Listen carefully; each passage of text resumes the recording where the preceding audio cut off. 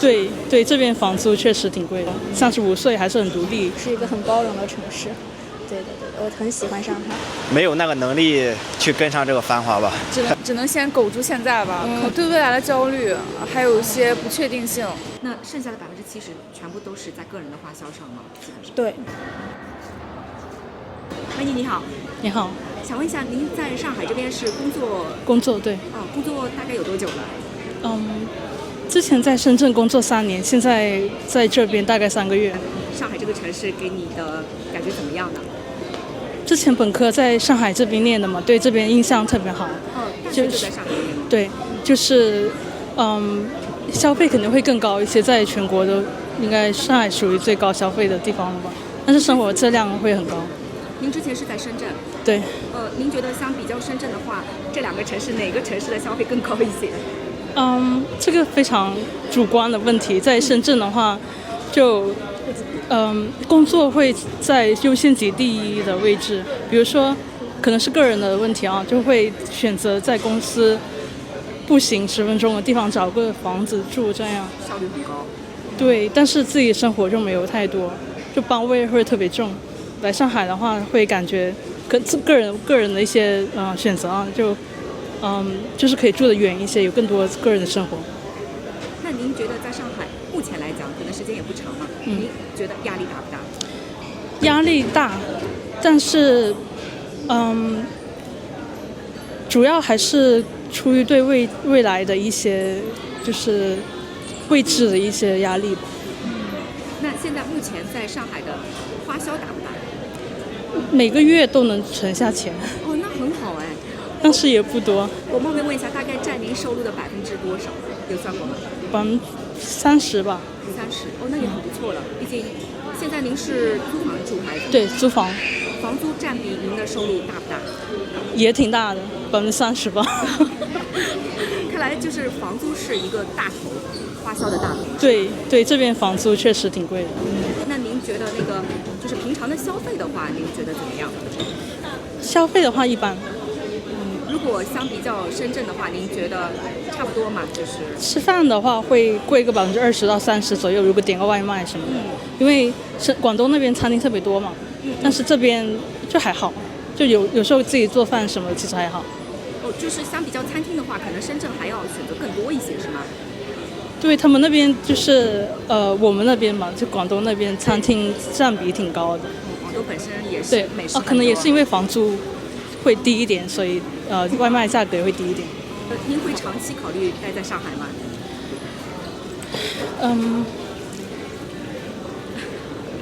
如果我公司看到的话，也是会长期3到5年稳定工作在上海。目前上海给您的感觉是什么样的？我很喜欢这个城市，就我也快30了嘛，就作为一个比较年龄长一点的女性，会觉得在这里就能够看到35岁还是很独立，保持想要自己单身状态的自己。所以您会觉得上海其实对女性的包容还是挺大的？对的。有这个感觉吗？对的，我们肯定还有很长的路要走的，但是上海在国内确实不错的。美女你好。你好。想问一下，您是在上海工作的吗？是的。大概工作几年了？来上海差不多1年。1年？对。时间也不是很长。对的。您觉得在上海的生活压力大不大？有点大，比其他地方要大一点。主要的压力来源是什么？因为我是做销售的，所以说主要的压力就是业绩的压力。工作上的是吧？对。那您现在在生活当中，您觉得在上海这个开销大不大？其实房租是大头，其他的就还好。丰俭由人吧。目前您的房租大概占到您收入的几？30%左右吧。30%。您刚刚来上海，你现在已经待了1年了。就是跟你当初的印象会不会有点不一样，还是跟原来一样？一样的，是一个很包容的城市。对，我很喜欢上海。就当时为什么会选择来上海？其实我毕业之后第一个选择就是来上海。我觉得上海，比较精致，然后比较包容，然后机会也比较大，所以说，就是在重新选择工作上面，我是就第一选择是上海。从去年到今年，您觉得整个的职场啊，就是工作的机会多不多？整个的机会啊，其实您自己个人的感觉，个人的感觉，其实还是有一部分的机会的。对。但是现在工作的强度、压力，您觉得怎么样？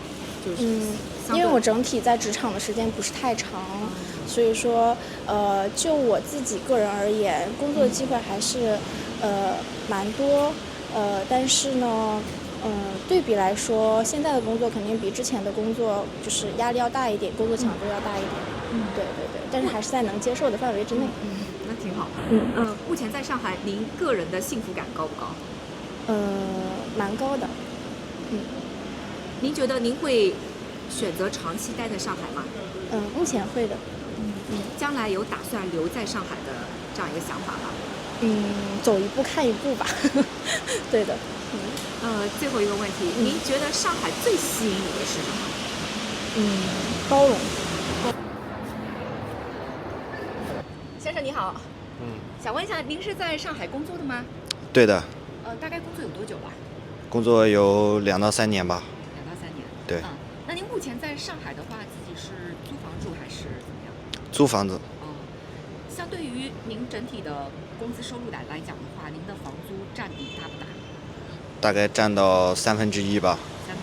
对。那您觉得现在上海的花销大不大？比方说吃饭呀这些。还是蛮大的。像目前的话，一个月能攒下钱吧？攒不下多少吧。有没有算过？大概可能攒个20%或者30%或者10%左右吧。10%左右。对。上海这个城市给你的感觉压力大不大？是有一定的压力的，是有点大的。那你喜欢上海这个城市吗？才来的时候比较喜欢吧，现在工作这么多年了，就一般吧，就。您在上海工作多久了？2年多，快3年，对。会考虑长期待在上海吗？不会吧，因为上海这个地方寸金寸土，生活成本太贵了。对，生活成本太高了。您当时来上海，跟您现在在上海2年，您觉得跟你当初想象的一样吗？完全不一样。哪些地方不一样？可能自己来的时候比较觉得这个地方，就是向往大城市的繁华吧。结果发现自己没有那个能力去跟上这个繁华吧。觉得在上海生活对于一个普通人来讲，就是幸福感高不高？幸福感的话，还可以吧，因为毕竟什么东西都挺方便的。美女你好。你好。想问一下，您是在上海工作的吗？对的。大概工作多长时间了？4年了，4年左右。4年左右了。您觉得在上海的生活压力大不大？挺大的。目前您觉得在生活当中哪一块的压力是最大的？生活成本吧。生活成本。还有精神上的一些压力。最大的生活成本是哪一块？房租。这个房租会占您整体的工资收入大概有多少？7%。1/3的收入吧。1/3的收入。那另外您觉得压力比较大的是哪一块呢？对未来的焦虑，还有一些不确定性。对，还有人际关系上的一些困扰吧。那当时就是来上海，您想象的样子跟你今天实际生活的样子，您觉得出入大吗？可能对上海的生活太理想化了。实际的话感觉上怎么样的？实际的话，有些压力跟困难，可能是来了真正体验生活过一段时间之后，才会有一些切身体会吧。才会有一些真正的了解。那您觉得在上海，您的幸福感强不强？如果是把工作抛开的话，我觉得幸福感还挺强的。当时您来上海最吸引您的点是什么？觉得包容，海派文化。可以在这里见识到很多人和不同的生活。海纳百川的那种感觉是吧？对。那您觉得对于您长期规划，您会想选择长期待在上海吗？